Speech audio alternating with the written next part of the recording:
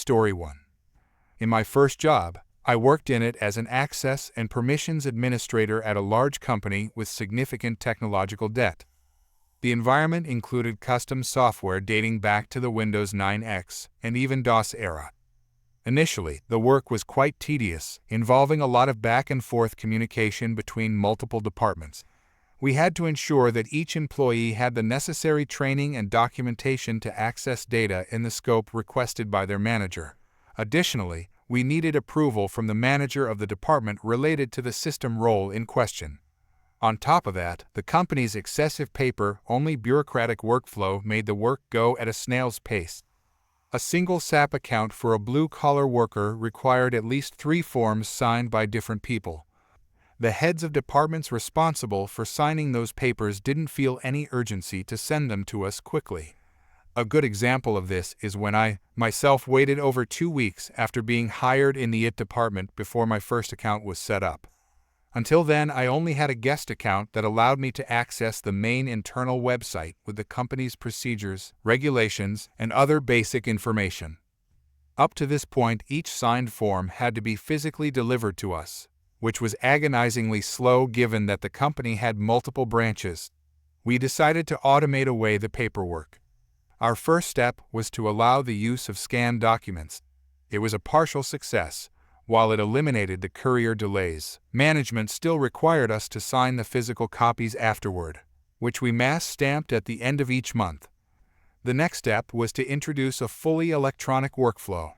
We faced significant resistance from upper management, so we had to settle on a system that mostly replicated the existing paper processes. Despite this, it was a game changer. We created presets that managers could select and customize as needed, using data from these customizations to create better-fitting presets. We also developed workflows that automatically generated and assigned subtickets for necessary approvals and tracked how long it took, sending reminders if needed. And finally, we got an approval from HR to access layoff data to generate user block removal tickets. Sometime after we rolled out the new system, the HR payroll manager made a big fuss. She was furious that her team was still waiting weeks to get their permissions and questioned whether all our work had been for nothing. That really struck a chord with me. Inside, I was overjoyed, but I did my best to keep a neutral expression. At that time, we were working on summary reports with burn-down and bottleneck charts, and I already knew that tickets requesting HR payroll access were spending over most of their lifespan waiting for her or one of her sub-managers to approve them. The manager immediately went on the defensive, claiming she couldn't keep up with the amount of tickets. She then requested a change. She wanted any request from her employee to be automatically approved within the relevant scope of their sub-department. For example, a request for an HR worker to have full HR access and limited payroll access would be automatically approved for HR access, but not for payroll, and vice versa. I was skeptical, but weren't exactly in a position to argue. I asked my boss to join the discussion and explained that the goal was to prevent overly permissive approvals that could lead to unauthorized access. I tried to convince her to brainstorm together potential edge cases before making a blanket approval, but she was already set on her decision and wasn't interested in discussing details. My boss shrugged and said it would be her responsibility. He told her to write up an official document outlining the change, and we would proceed with the implementation. The only request we had was to include a line that each such request would still be created, assigned to as normal and marked as automatically approved by name of the main HR payroll manager decision. I uploaded the scan into our system and, anticipating that it would eventually backfire, made a photocopy to keep it handy in the top drawer of my desk. The original copy went to the archive. A few weeks later, she stormed into our room. The speed with which she flung open the door made it clear she was furious. She demanded to know why we had granted full access to payroll data to her subordinate. I think it was the only time I ever heard anyone yell in the company. I calmly reminded her of her request to automatically approve in-department access requests. She wasn't having it, explaining that one of her low-ranking subordinates from the payroll sub-department had accessed the salaries of everyone in their department, including managers, and was unhappy with the paycheck disparity. Isn't that obvious that they shouldn't be able to do that? Well, yeah, to a human, but that decision was automated away by your request. I handed her a copy of the document she had signed, which instructed us to automatically approve any and all such tickets without exception. Immediately afterward, she asked us to roll back the change while she wrote up another document to cancel the previous one. In the following days, she meticulously reviewed all those tickets and requested us to reduce access for several users. I have to admit, she did a thorough job and kept up a good pace in reviewing new requests, doing it daily instead of once every week or two as before. In the end, we managed to distill a subset of permissions that could be approved automatically and proceeded to implement a similar approach with other departments. P.S. I don't know whether that payroll employee managed to get the raise, but I'm sure they weren't fired, as we didn't receive any tickets to block or remove any accounts from that department in the following months. Story 2. This happened about 16-17 years ago, when I was in my late 20s. Now, one thing I know about myself is that I'm a babyface. Even now at 44, I'm tall and I have an athletic build, so I get mistaken for a young 20-something all the time. So you can imagine what I looked like at the age of 27 or 28. Now couple that with the fact that I'm a black man, relevant later, and you can just imagine what my life has been like. There are few things in America more despicable than a young black man, right? So that's my life in a nutshell. Cursed to forever be the young black man. So my team was having a retirement celebration for our manager, and we had a dinner party at a restaurant near our workplace after hours. The shindig ended up being about 25-30 people, mostly older. I think I was one of 2 or 3 people there under age 40, and it was nice. Our manager shed a tear or two, gave a nice speech, blah blah etc. etc. The restaurant was open for business, and there were other small parties, couples, etc. there, and they ignored us and we ignored them. But we weren't segregated. We were seated toward the center of the seating area around a large table and a second smaller one. So fast forward to the end of the dinner, and we're all outside now, saying our final greetings, and on the verge of dispersing, and I was among the group. So a few people start to make their way home, and our group is now whittled down to about 10-12 people. Other patrons and pedestrians are coming and going, like normal, and there we are just chatting amongst ourselves. Notably, our manager was still there with his plaque, a relatively large picture frame, and a couple of gift bags. So again, it should have been evident to anybody who was in the restaurant for the last hour who we were. You would think. And then it happens. I'll call her Pre-Karen, since this was before people like her were a meme. Pre-Karen, excuse me. Me, yes ma'am. Here are my keys. For you to get my car. I'm sorry, I don't work here, ma'am. I don't have time for games. Here are my keys. As she's saying this, she tries to stuff her keys in my hand. Now I'm pissed. If you put your keys in my hand, I'm going to throw them across the street and into the gutter. Then why do you have a badge on? As she's saying this, she reaches out to grab my badge, which was on a lanyard hanging around my neck down around my midsection. But before she can, I snatch it away. Me? If you touch me again, I will consider it assault and call the police. I don't work here. She withdraws her hand, and I release my badge, which she proceeds to study for the 2 or so seconds it would take to figure out it's not a restaurant or valet badge. I believe the restaurant contracts out their valet service, and having done valet work during college, I am fairly certain my business attire does not in any way resemble the uniforms, think tacky vest with logo and matching pants, of the 2 or 3 companies that are in my area. And furthermore, none of them do badges on lanyards. Then she looks me up and down, comes back to lock eyes with me, and while starting to turn away, utters that word, you know which one, under her breath. Not going to lie, it caught me off guard, and in the 15 years since, I've thought of the perfect comeback more times than I care to admit. The other story of my life, sigh. But on the bright side, I'm prepared now. But at that moment, I simply couldn't force words to come out of my mouth. So I just turned around and tried to shake off my shock and anger and proceed as if everything was fine. Most of my remaining coworker group, a mix of black and white, was aware of what had just transpired, but there was nothing to be said or done really, so we just kind of started small talking again. Story 3. So with COVID going on, I was working some small jobs just to stay working. Namely, I was working at a Walmart and also at Lowe's. Well, as things eased up a bit, more job opportunities opened up, and I interviewed for warehouse manager at a company I will call Neurotic Co. to protect the identity of those involved. I was immediately offered the job, though regarding the pay rate, I thought it was a joke for a manager. Still, it was much better than Walmart. They put me on an hourly rate of pay and gave me a 50 hours a week schedule to meet my minimum income expectations. The pay was insulting in some ways because of the range of things the owners wanted me to be able to do, including welding, plumbing, electrical, and carpentry, all on top of managing. The warehouse had gone through a short shutdown because of COVID and was ramping back up slowly. I managed a day crew of 2 that had been there forever, a night crew that at the moment had 1 person, and 4 drivers that had been there a while.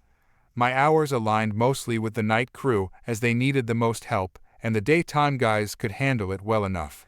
So I managed at this warehouse for 8 months. That was all I could take. In that time, the owner slowly eroded my power. I watched him tell countless lies, change his mind on things at random, and change our working hours at the drop of a hat. He was a bad guy. Also, the whole place was covered in cameras, and he would come in to talk to us about very specific things he had watched us do on camera while he was sitting at home. It was disturbing. Turnover was huge, as the owner would simply make people get frustrated and they would leave. It made my job impossible. But the other managers would tell me, hang in there, he will be gone soon. Eventually, I had a crew that was loyal and worked for me. The only problem was if I was not in, they would call out to avoid working with the owner. Then finally it came. The owner was supposed to move to Florida to be near his grandson. His wife was making him. I think he wanted to stick around and just run the business into the ground. A couple days before he left, the owner took me aside and gave me a huge write-up for all sorts of dumb crap that was untrue, and then yelled at me for an hour saying things like, "I bet you are sitting there thinking, how can this place make any money without me? Well, I was successful before you all by myself," and so forth. This, of course, was a lie. He had been given the company by his father and had survived largely on loyalty from the customer base and a single product they were the exclusive distributor for in the region. As he left for Florida, he sent an email naming out the management team and excluding me. So I told the other managers I felt like I was being treated like a supervisor rather than a manager, and I would therefore act as a supervisor rather than a manager. I started looking for a new job. I planned to give a normal 2 weeks' notice and leave peacefully. Then one night I had a funny feeling, and it made me take most of my personal stuff home for whatever reason. Had a lot of my own tools in my desk and such. The next morning the stated management team took me into the office and fired me. The notice they gave me simply said, "You are terminated for insubordination," and they refused to cite an incident. To this day, I am convinced that the owner watched me take my personal tools home on camera from Florida and then called them and said fire him first thing. Then the revenge. On my drive home from being fired, my shift started 2 hours before my night workers. I called my workers one at a time and told them what happened, said I had enjoyed working with them, and if they ever needed a reference I would be happy to help. I had a fantastic crew at this point, all good people despite hating the owner. A few hours later the calls started coming in. The entire crew had called out for the night. I had a good giggle about it. But 2 days later I started to get more calls. To the man, the entire warehouse night crew had quit in loyalty to me. I was told they had been offered $4/hour raises to stay, and all refused them. After the warehouse workers quit, I got a call from my favorite driver. I had mixed feelings on my drivers as a whole. He told me that none of the drivers had certifications for driving the trucks we had, air brakes, and suggested I report it to the Department of Transportation. Let's just say that from what I heard, the owner had to come back from Florida at his wife's protest to take back over. The only people they could get for the night shift are a druggie who they fired previously for doing inappropriate stuff at work, and a guy who they previously fired for making far too many mistakes. Deliveries were truncated for some time because they could only use the van instead of the 30-box trucks they have while the drivers got certified. Oh, and as I understand it, there was a hefty fine. Story 4. I moved to Chicago from Mumbai about 5 years ago for my master's degree in computer science.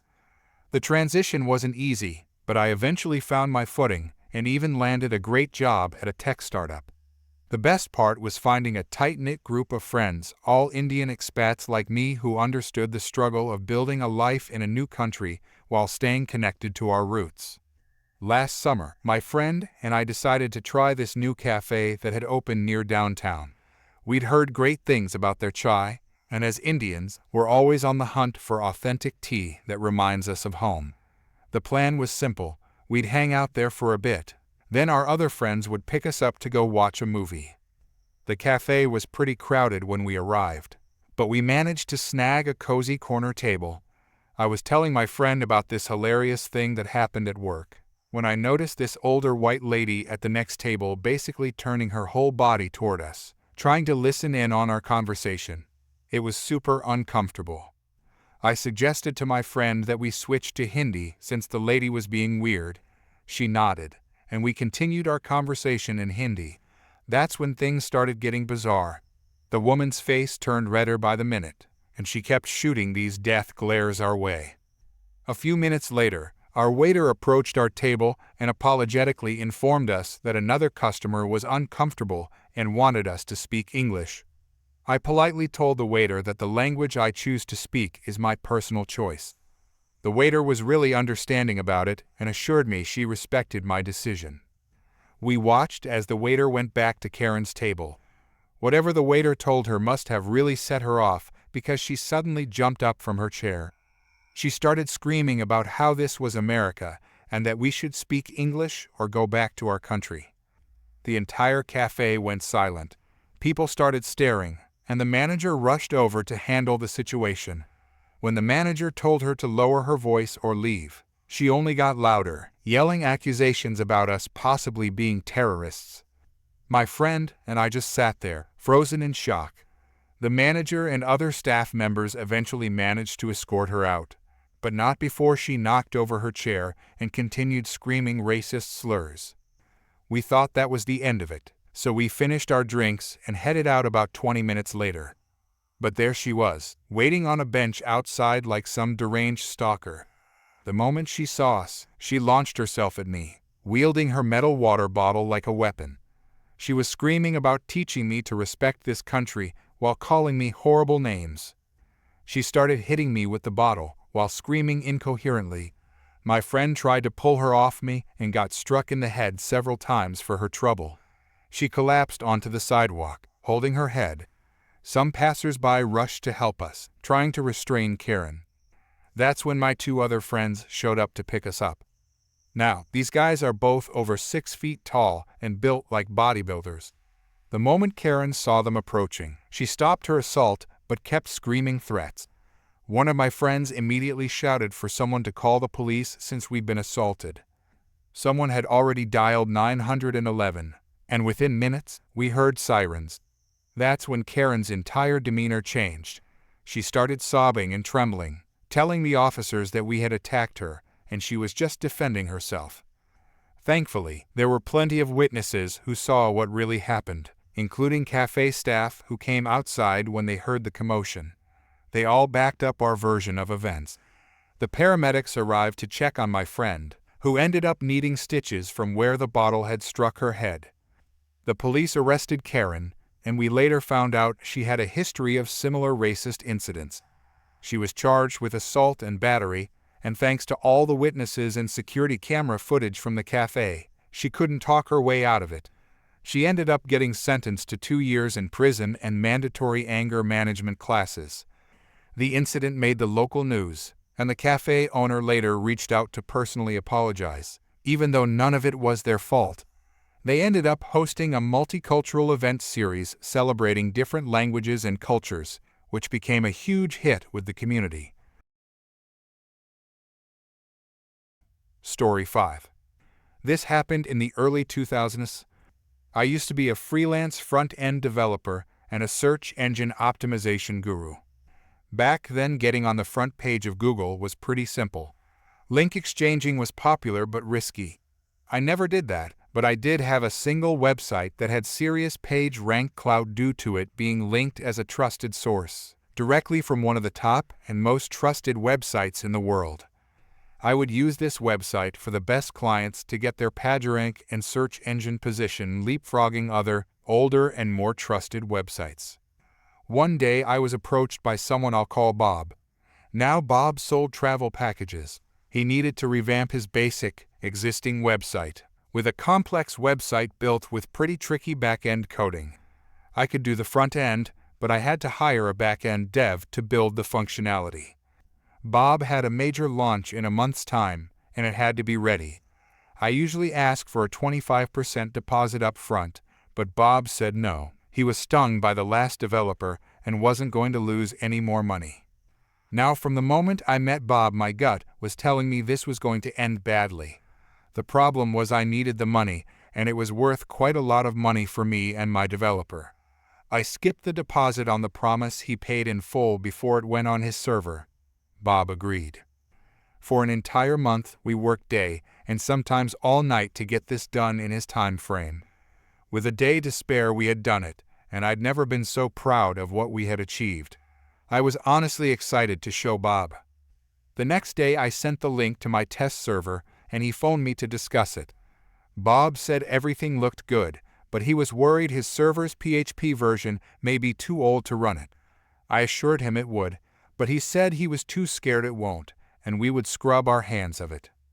We went backwards and forwards, but he was insistent the site has to be uploaded and tested on his server before he parts with a penny. I chatted to my developer. He didn't like it either, but agreed we would upload our work onto his server. Bob gave me the FTP details and server login, and I uploaded the site. I told him it was live, and then nothing. I sent several emails and then phone calls. The emails went unanswered and the phone went to voicemail. Sensing a major problem, I rushed to my computer, fired up my FTP program to delete our work on his server, and access denied. He had locked us out, and the following day he went live with our work. For several days I tried phoning until one morning he answered the phone and said, "Listen, I'm not ever going to pay you, and there is nothing you can do about it." Then Bob hung up. Rage was a good word for my feelings. I was shaking while I still held the phone in my hand. For the next hour, my range of expletives was growing in complexity. As I sat there figuring out what to do, it hit me. Revenge will be mine. I registered a new domain name, which was Bob's Travel domain name plus sucks at the end. If Bob's website was called bobstravel.com, I had purchased bobstravelsucks.com. I uploaded our work, basically an exact mirror of his live website, onto my new domain. I used my all-powerful mega-page rank domain to link to my new sucks domain. Within a month, my website jumped above his website in Google for every conceivable search phrase you would use for the packages he sold. No matter what you typed in, my site was the first result, and his was always below mine. During that month, I created a second website, which was Bob's full name with sucks at the end. On this second website, I posted what happened, screenshots of his emails, and warning everyone what a con man he is. Bob had a somewhat unusual first and last time. Again, within a month, my website was above his own personal website. I then forgot all about it. About 4 months later, I got a cease and desist email from a solicitor's firm. A quick Google showed the solicitor's firm was made up and didn't exist. I reply back with, "I'm not ever going to take them down, and there is nothing you can do about it." Every now and then I'd get emails from people he had conned by taking their money for a travel package, but never booking their package. I'd put those on both of my websites, making sure those juicy important keywords, his full name and company name, were spread across each negative review. A few more months pass, and I get an anonymous email linking to a new domain called Minumsucks. I'm told to remove my 2 websites, and he will remove this new one. A quick search, and what do you know? It isn't even on Google. No one could find it. I replied back for a second time with his comment to me. As each month passes, I'm getting more and more people emailing me saying they've been ripped off. I keep adding them to my website. Turns out the travel agency world is well regulated, and they started an investigation into Bob's company, using my website as their main tool. I got a call from Bob. Bob is not a happy Bob. In fact, Bob is more of a desperate Bob. Looking at this text now, I know you can almost hear the despair and resentment in Bob's voice. Bob pleads and literally begs me to pull the sites down.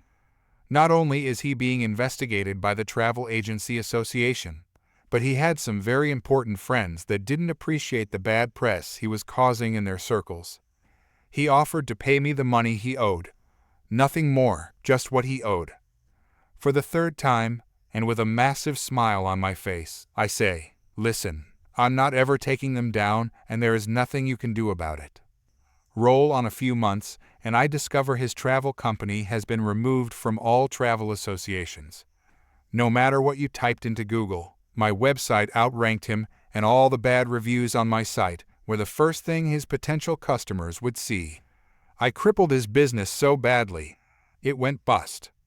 During the collapse, one of his ex-employees contacted me and told me how hard he had worked to get my websites off the first page. He had registered dozens and dozens of other domains in the hopes some would jump ahead. Little did he know only the top dozen websites in the world could jump it. Apparently his property was tied into loans on the failing business, and he lost his house too. It took me just about a year to turn his business from a cash cow to a dead cow. Motto of the story: if you ever think to mess with a developer, don't. Story 6. I initially started writing this as a response to a comment someone made on Facebook about being cheated on. My comment ended up getting way too long to post, so after spending so much time writing about this for the first time, I decided to look for communities on Reddit where I could share the experience. Hopefully, this is the right place for it. This happened a while ago to a guy I eventually became good friends with. At the time, I was a 20-year-old man who had initially been friends with his girlfriend, a 19-year-old woman, long before they started dating. However, during their 3-year relationship, I became equally close to both of them. I spent a lot of time with either one or both of them together. He, who was 24 years old at the time, didn't worry about his girlfriend being alone with me because I'm gay. This unique dynamic gave me an unusual perspective where I could see both sides of the story when things started falling apart. The girlfriend, who we'll call Alexis, had a history of sneaking around behind her boyfriend's back. This wasn't a new behavior for her. I'd known her since childhood. She grew up a few houses away from me, and I had witnessed her patterns in relationships. However, I didn't initially intervene when she began cheating on her boyfriend, who we'll call Mark. At the time, I hadn't yet become particularly close to Mark, as I had only known him for a few months. Alexis, knowing I could keep a secret, confided in me about almost everything. She often even dragged me along as a cover for her indiscretions. Sometimes I was physically present when she met with her other partners, though not directly witnessing their encounters, and other times I was left waiting nearby, fully aware of what was going on. Alexis didn't limit herself to just one affair. As far as I know, she had at least 7 partners during her relationship with Mark, and I even got to know some of them fairly well. One of these men started spending more time with us while Mark was at work or resting. Alexis introduced him to Mark as her sister's friend, which was technically true but omitted the deeper connection they had. Over time, this man was just one of several friends who came into her life under suspicious circumstances. Mark began noticing Alexis's increasingly erratic behavior, as she would spend long periods away from him and give flimsy excuses for her absences. She even told him outright lies that were so obvious it was baffling that he believed her. Despite this, he seemed determined to make the relationship work, even as their conflicts grew more frequent and intense. I was there for many of their arguments, which sometimes escalated dramatically. On one occasion, while the three of us were in the kitchen, Alexis even pulled a knife on Mark. He later confided that this wasn't the first time she had done something like that, which explained his unsettling tolerance for her actions. Adding to the chaos, Alexis often accused Mark of cheating on her, despite knowing full well how loyal he was. She monitored his interactions with women obsessively, forbidding him from talking to female friends, liking photos of women on social media, or even engaging in polite conversation with women, unless absolutely necessary. If she deemed his interactions even slightly too friendly, she would confront him, sometimes aggressively. These arguments often served as a way for her to justify avoiding him so she could carry on with her affairs undisturbed. As I mentioned earlier, Alexis had multiple partners during her relationship with Mark, at least 7 that I knew of. I won't dive into the details of her interactions with each of them, as this would turn into an entire novel, but I will focus on the events that led to the end of their relationship. In the last few months they were together, Alexis's infidelity led to a pregnancy, which left her in a state of panic. She had little idea who the father might be, and this revelation came just a couple of months after Mark had discovered undeniable proof of her cheating. The truth came out in an unexpected way during Alexis's graduation ceremony. Her younger sister unintentionally let it slip to Mark, and it devastated him.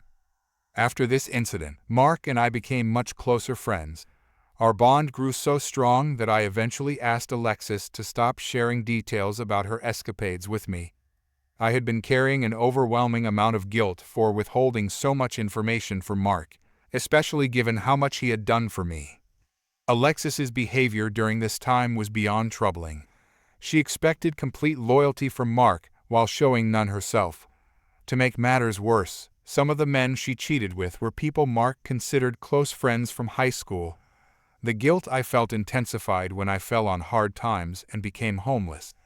Mark, despite everything, opened his home to me after Alexis asked if he could help me.